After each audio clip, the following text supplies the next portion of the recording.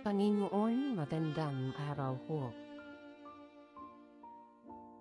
Ako po ay nagpapasalamat dahil ako po ay binigyan niyo po ng pagkakataon at marami po kaming muling niyo po kami binigyan ng pagkakataon. Panginoon, ang akin po ngayon dalangin ay hindi ho para sa akin, kundi para po sa lahat po namin. Humaharap ngayon ng mga matitinding pagsubok, yung mga may karamdaman, yung mga nasasalanta ng mga kalamidad na nababalot ng kalungkutan at nawawalan na ho ng pag-asa, at yung mga nagugutom dahil po sa kahirapan at sa mga nanayaring kalamidad. Panginoon,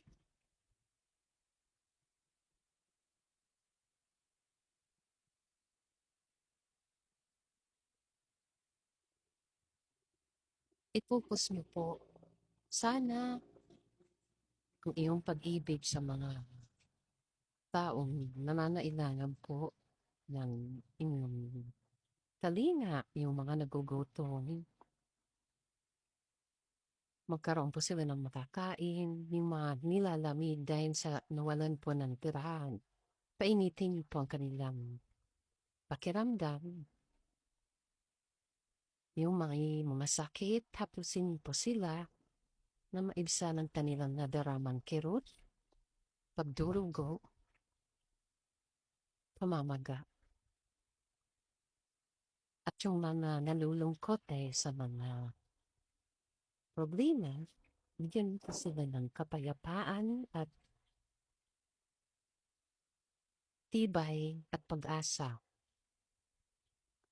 Mahal na Panginoon, yun po ang aking idadalangin ngayon sa oras na ito, na mairamdaman po nila ang iyong pag-ibig, ang iyong presensya. Salamat po dahil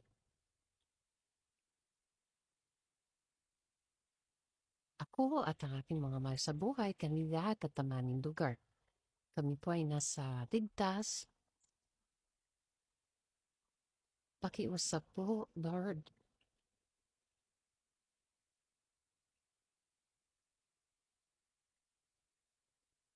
Maramdaman nawa nila ang iyong pasensya.